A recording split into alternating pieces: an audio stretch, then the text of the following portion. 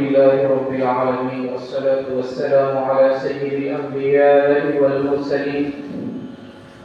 وخاتم النبيين أما بعد فأعوذ بالله من الشيطان الرجيم بسم الله الرحمن الرحيم سأل سائل بعذاب واقع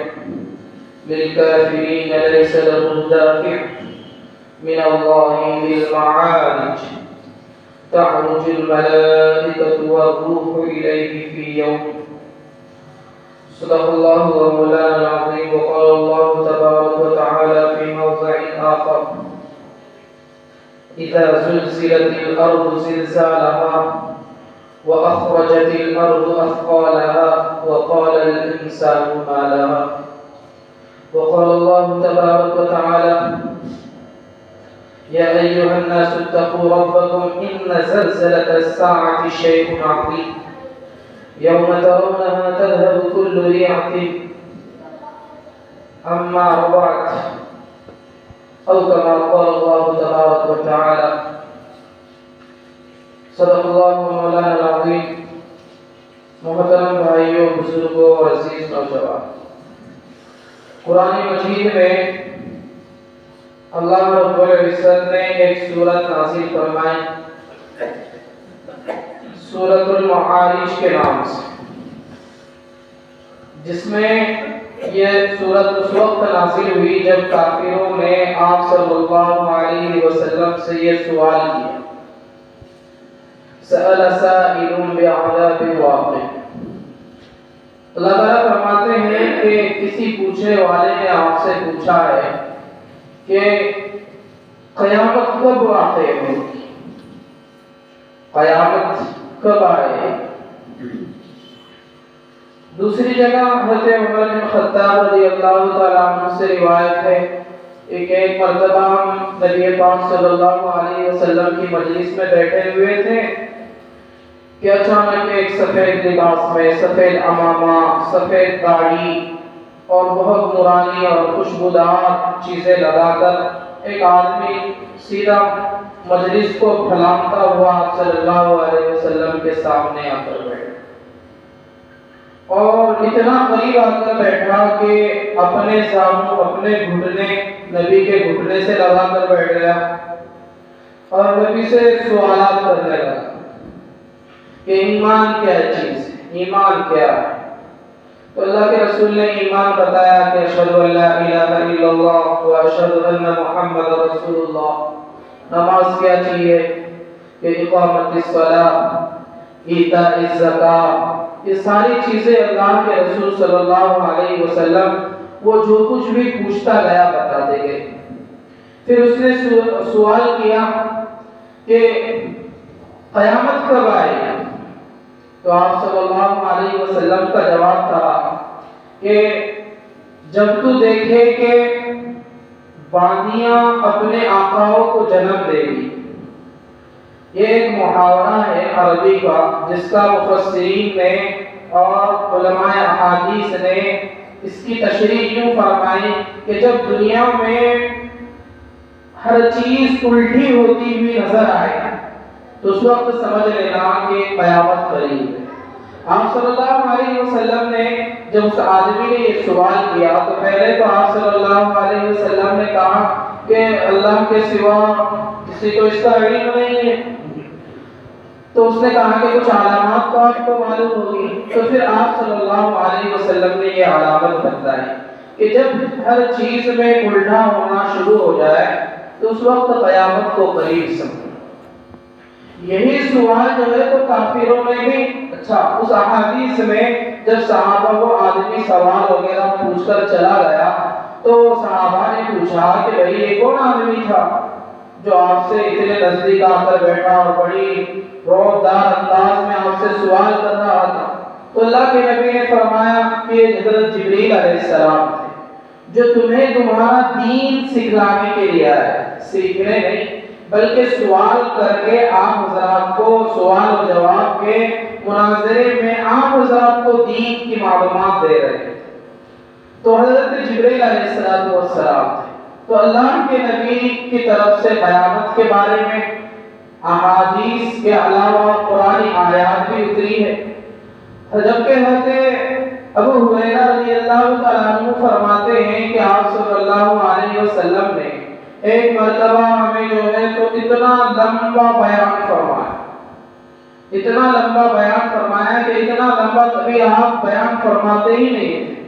اور اس لمبے بیان میں قیامت تک کے ہونے والی تمام چیزوں کو ہمارے سامنے کھول کر رکھ دیا کہ فلاں واقعہ ہوگا، فلاں چیز ہوگی، فلاں چیز کی ایجاد میں آئے گی، فلاں فتنے ہوں گے، کون سی جنگیں ہوگی، کیا کیا حادثات ہوں گے، کیا کیا تباہیاں ہوں گی، ساری چیزیں اللہ کے نبی نے ہمیں بتائی۔ دوسری جگہ حضرت حذیفہ رضی اللہ تعالیٰ عنہ بیان فرماتے ہیں کہ اللہ کے نبی نے ہمیں قیامت سے اتنا ڈرایا جیسے کہ کوئی آدمی جو ہے تو کسی کو موت سے ڈراتا ہے۔ اللہ کے نبی نے ہمیں قیامت سے اتنا ڈرایا،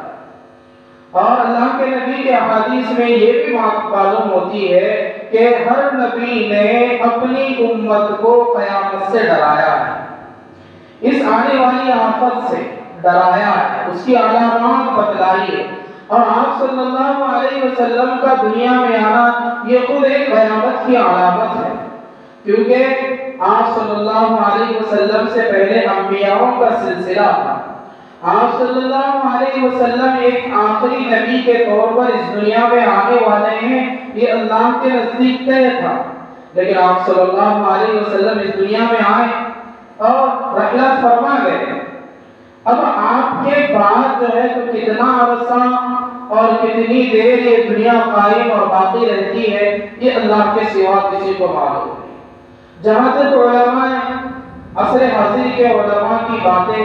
اور ان کے علم کو اگر دیکھا جائے تو تمام علماء جو ہے تو اس بات پر متفق ہے کہ قریباً دو چار بڑی چیزوں کے علاوہ قیامت کی ساری علامتیں دنیا میں پوری ہو چکی ہیں۔ دو تین جو بڑی علامتیں ہیں وہ تمام کی تمام پوری ہو چکی ہیں۔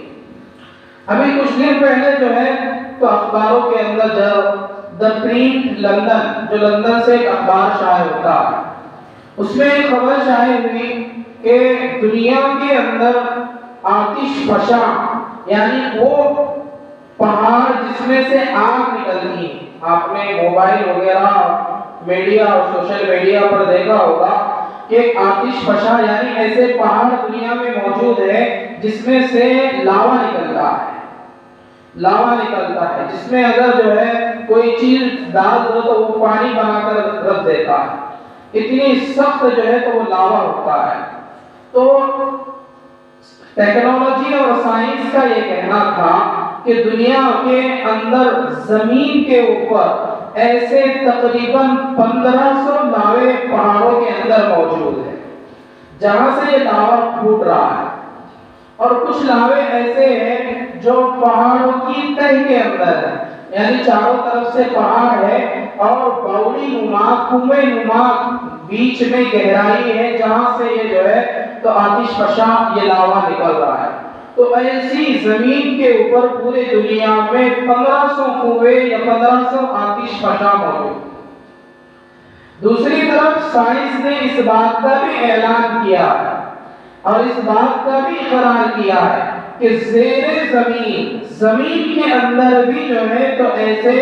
1500 کے قریب آتش فشاں موجود ہے جہاں سے یہ لاوا نکل رہا ہے۔ اور جب ان چیزوں کو ہم قرآن سے جوڑ کر دیکھتے ہیں تو قرآن کی آیات بھی ان باتوں کی تصدیق کرتے ہیں، جیسے اللہ تبارک و تعالیٰ فرماتے ہیں کہ اذا زلزلت الارض زلزالہا، کہ قیامت کا جو واقعہ پیش آئے گا وہ زمین کو ہلانے سے، یعنی پہاڑ جو ہے تو اڑتے پھریں گے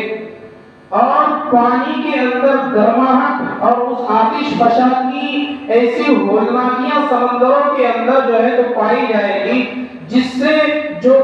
25% حصہ جو زمین کا اس وقت دنیا پر موجود ہے، باقی 75% حصہ جو ہے تو پانی کا ہے، وہ زمین کا جو حصہ ہے وہ سارا کا سارا جو ہے تو پانی سے ڈوب جائے، کھولتا ہوا پانی اس کے اوپر آ جائے، ہر چیز تہس نہس ہوتا رہ جائے، اسی لیے قرآن جو ہے تو اور بھی دوسری جگہ پر فرماتا ہے کہ یہ ایسا ہولناک ماحول ہوگا اور ایسا خطرناک واقعہ ہوگا کہ انسان کہے گا کہ کیا ہو رہا ہے. انسان جو ہے تو سمجھ میں ہی نہیں آئے گا کہ کیا چیز ہو رہی ہے اور کیسے ہو رہی ہے. اسی کو قرآن نے دوسری جگہ سورۃ الحج کے شروع میں یہ بیان فرمایا کہ جب یہ حادثہ قیامت کا رونما ہوگا اور شروع ہوگا تو اس کا عالم یہ ہوگا کہ جوان بوڑھا ہو جائے گا. دودھ پیتا بچہ اپنے دودھ پلانے والی ماں کو بھول جائے گا. اتنا یہ خطرناک عالم ہوگا. قرآن یہاں تک بھی کہتا ہے کہ انسان اپنے آپ کو ایسا محسوس کرے گا جیسے میں شراب پیا ہوا آدمی کیا دیکھ رہا ہوں، کیا ہو کیا رہا ہے. یہاں تک بھی لکھا ہے قرآن میں کہ جو عورتیں حمل سے ہوگی وہ اس بھیانک منظر کو دیکھ کر اپنے حمل کو گرا دیں گی. یہ ایسا ہولناک جو ہے تو ماحول ہوگا. اور ہر نبی نے احادیث میں آتا ہے کہ اپنے امت کو اس واقعے اور اس ہولناکی سے اور اس قیامت سے ڈرایا ہے، اس کے اسباب اور علامات بتلائی ہے. تو آقا صلی اللہ علیہ وسلم نے بھی اپنی احادیث مبارکہ میں کثرت سے جو ہے تو اس بات کا صحابہ کے سامنے تذکرہ فرمایا ہے، اپنی آنے والی امت کو جو ہے تو اس سے ڈرایا ہے. اور جو ہے تو اس دور جدید کے جیسے ناسا دنیا میں ایک ٹیکنالوجی اور سائنس کا بہت بڑا ادارہ ہے، اس نے بھی جو ہے تو کچھ ماہ پہلے اس بات کا اعتراف کیا ہے کہ دنیا کے اندر ہر چیز کی ایک عمر ہوتی ہے. انسان کی بھی ایک عمر ہے. انسان جوان بوڑھا اور اس کے بعد چلا جاتا ہے. علامات اس کی بھی ظاہر ہوتی ہے کہ بڑھاپا آ گیا، بال سفید ہونا شروع ہو گئے، یعنی یہ اپنے عمر کے آخری طرف جا رہا ہے. تو جیسے درخت ہوتا ہے جب بہت بڑا ہو جاتا ہے اور گھنے اس کے اوپر ٹہنیاں لگ جانی شروع ہو جاتی ہے تو پھر جو ہے تو اس کے گرنے کے اسباب ہوا کے چلنے سے بڑھ جاتے ہیں. تو ایسے ہی ہر چیز کی دنیا میں جیسے ہر چیز ظاہر ہونے والی ہے، کسی چیز میں جو ہے تو مداومت دنیا میں نہیں ہے. تو ناسا نے اپنے تحقیق پر یہ بات پیش کی ہے کہ ہمارا جو سورج ہے جو دنیا میں روزانہ طلوع ہوتا ہے اس کو جو ہے تو قریب سے جب اس کو جانچا اور پرکھا گیا تو اس کے اندر سے کچھ ایسی چیزیں اور ایسی خلیات اور ایسی ہوائیں اور گیسز نکلنا شروع ہو چکی ہیں جو اس کے ختم ہونے کی جو ہے تو علامات بتلاتا ہے. یعنی یہ سورج بھی جیسے اللہ کے نبی نے فرمایا کہ جب قیامت آئے گی تو سورج انسانوں کے ایک دم بالکل قریب آ جائے گا. تو یہ تمام چیزیں سائنس بھی جو ہے تو آج ان تمام باتوں کا اعتراف کر رہی ہے. اچھا میں آپ کو سمندر کی تہ کے بارے میں بتاؤں کہ سمندروں کے اندر بھی آتش فشاں کیسے موجود ہے. آج دنیا نے اتنی 2022 تک جس ٹیکنالوجی اور سائنس کے ذریعے سے زمین کی گہرائی کا پتہ لگایا ہے وہ 12,000 میٹر کا پتہ لگایا ہے. یعنی جو ہمارے دنیا کے اندر جو سب سے بڑی عمارت ہے جس کو ہم برج خلیفہ کہتے ہیں، ایک بہت بڑی عمارت ہے، اس کو اگر سمندر میں ڈال دیا جائے تو وہ ڈوب جائے گی.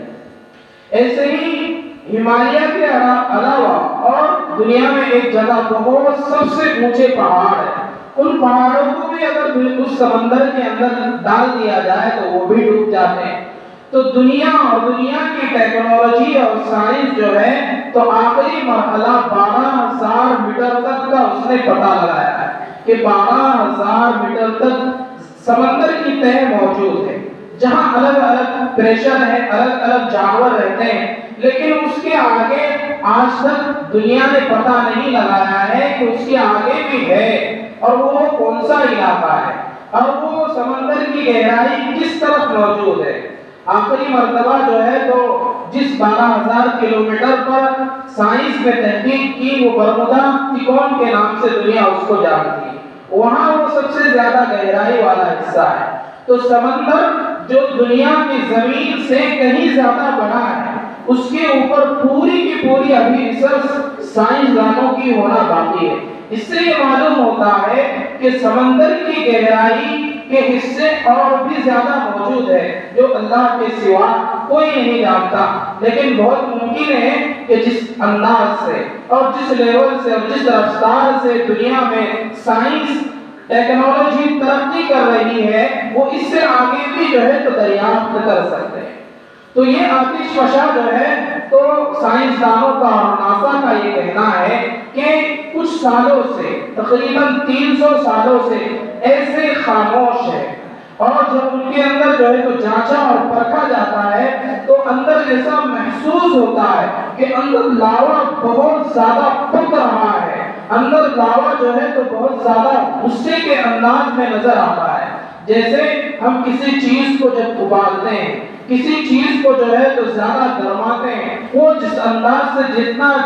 زیادہ اس کو آگ لگاتے جائیں گے وہ زیادہ ابلتا جائے گا، ایسا ہی حال اس کا ہے۔ یعنی جب بھی یہ آتش فشاں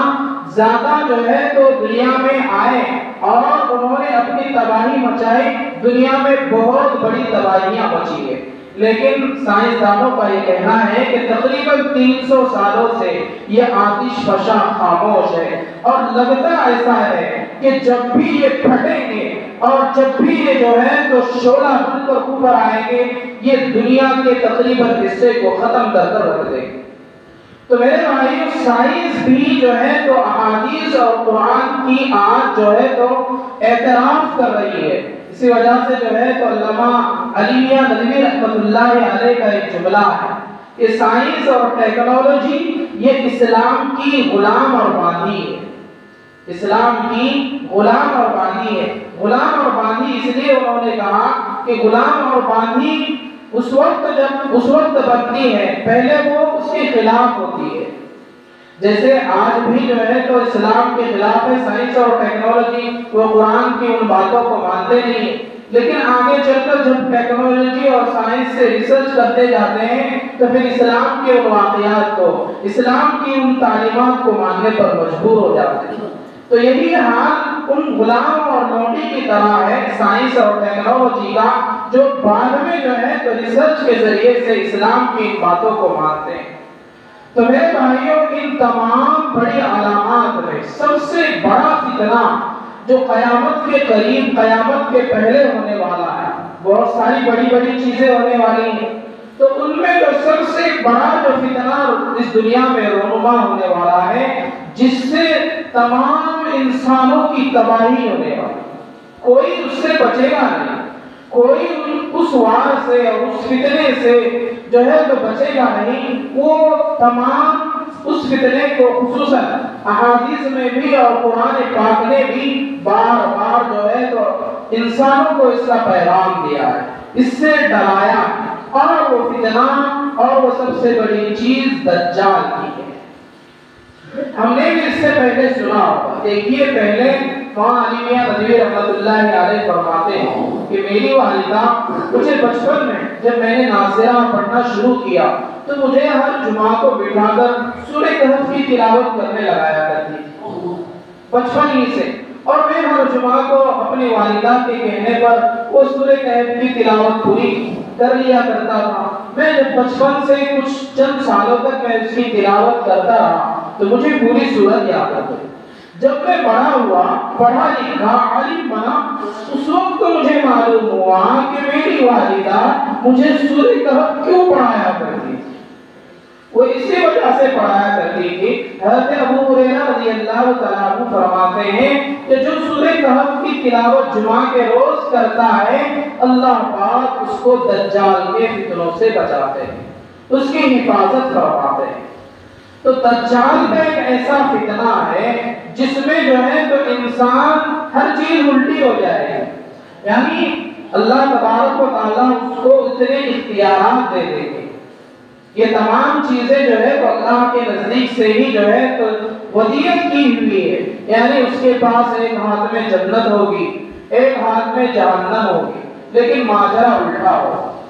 ماجرا الٹا اس وجہ سے ہوگا کہ جو اس کے ہاتھ میں جو جنت ہوگی دراصل وہ جہنم ہوگی، اور جو اس کے ہاتھ میں جو جہنم ہوگی وہ دراصل جنت ہوگی۔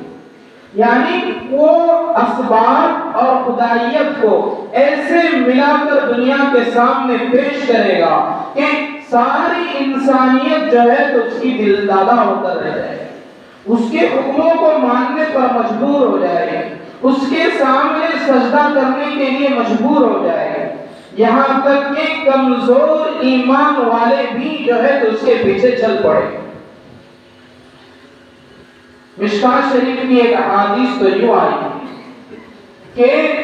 جب دجال اپنا سفر، دجال کے سفر کے بارے میں حدیث میں آتا ہے کہ اس کا سفر اتنا تیز ہوگا، اس کا قدم اتنا تیزی سے وہ ڈالے گا کہ ایک قدم 300 کلومیٹر کے بعد رکھے گا، ایک قدم 300 کلومیٹر کے بعد رکھے گا۔ اس سے احادیث میں اس کی تشریح یوں بھی آئی ہے کہ ایک دن میں پورے دنیا کا چکر سروے کر کر وہ اپنے جگہ پر پہنچ جایا کرے۔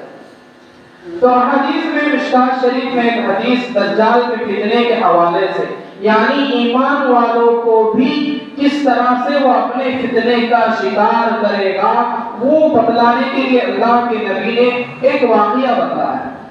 کہ دجال کا فتنہ اتنا خطرناک ہوگا اور اہل ایمان کو، مسلمانوں کو بھی وہ اپنے فتنے میں کس طرح سے ڈال دے گا۔ اللہ کے نبی نے فرمایا کہ وہ جو ہے وہ ایک جگہ جمع ہوگا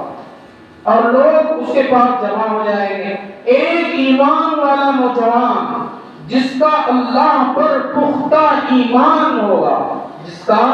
اللہ پر پختہ ایمان ہوگا، وہ اس کے سامنے اس کا دشمن بن کر آ کر کھڑا ہوگا، چونکہ اس کے پاس ایسے لوگ بھی آئیں گے۔ حدیث میں آتا ہے کہ ایک عورت اس کے پاس آئے گی اور وہ کہے گی کہ اگر تو سچا ہے، تو خدا ہے، تیرے ہی ہاتھ میں سب کچھ ہے، تو پھر جو میرا مرا ہوا جو شوہر ہے اور جو میرا مرا ہوا جو بیٹا ہے اس کو زندہ کر کر رکھنا۔ تو دجال اپنے شیاطین کو حکم دے گا کہ اس کا جو بیٹا ہے اور اس کا جو شوہر ہے ان کی شکل و صورت بنا کر تم حاضر ہو جاؤ۔ لہذا شیطان جو ہے تو اس کی شکل و صورت بنا کر حاضر ہو جائیں گے اور وہ عورت اس کو جو ہے تو اپنا بیٹا اور اپنا شوہر یقین کر لے گی اور لہذا عورت اس کے اوپر ایمان لے آئے۔ تو کہہ میں یہ رہا تھا کہ اللہ کے نبی نے فرمایا ایک نوجوان ایمان والا اس کے سامنے آ کر کھڑا ہوگا اور جب وہ یہ کہے گا کہ میں مارتا ہوں اور میں ہی زندہ کرتا ہوں، تو وہ نوجوان کہے گا کہ ٹھیک ہے، تو مارتا ہے اور تو ہی زندہ کرتا ہے تو تو مجھے مار کر زندہ کر کر بتا۔ لہذا اس کو جو ہے تو وہ قتل کرے گا اور دوبارہ زندہ بھی کرے گا، قتل کر کر دوبارہ زندہ بھی کرے گا۔ لیکن اللہ کے نبی نے فرمایا تب بھی جس کا ایمان بہت زیادہ پختہ ہوگا اور بہت زیادہ قوی ہوگا، اللہ پر وہ پورا یقین کامل رکھتا ہوگا، وہ دجال کے قتل کرنے کے بعد دوبارہ جو ہے تو زندہ کرنے کے بعد اگر اس کا یقین اللہ پر ہوگا، اللہ ہی کو اگر مانتا ہوگا، تب جو ہے تو وہ اللہ کا مانے گا، ورنہ جو ہے تو اسی کا غلام ہو کر رہ جائے۔ آج میرے بھائی ہمارے ایمان کا یہ حال ہے، ہمارے ایمان کا یہ حال ہے، ہمارے دین کا یہ حال ہے، ہمارے اسلام کا یہ حال ہے کہ اگر کوئی ڈاکٹر، اگر کوئی بابا، اگر کوئی مرید یا کوئی تعویذ دینے والا ہمیں جو ہے تو کوئی فائدہ پہنچاتا ہے یا اس کے جو ہے تو تعویذ سے یا اس کی کوئی دوائی سے یا اس کی کوئی رہنمائی سے ہمارا کوئی کام بن جاتا ہے تو ہم اس کو اتنا پوجتے ہیں، اس کی اتنی عزت اور تکریم کرتے ہیں، یہاں تک کہ وہ جس انداز میں کہے اس کے سامنے سجدہ ریز ہونے کو بھی تیار ہو جاتے ہیں، اپنا ایمان بیچنے کو بھی تیار ہو جاتے ہیں۔ وہ اگر کہتا ہے کہ آپ کو فلاں جگہ، فلاں منصوبہ پر، فلاں درگاہ پر، فلاں پیر کے سامنے، فلاں اس کے سامنے، فلاں اس کے نام سے آپ کو بکرا ذبح کرنا ہے، تو کیا ہم بکرا ذبح نہیں کرتے؟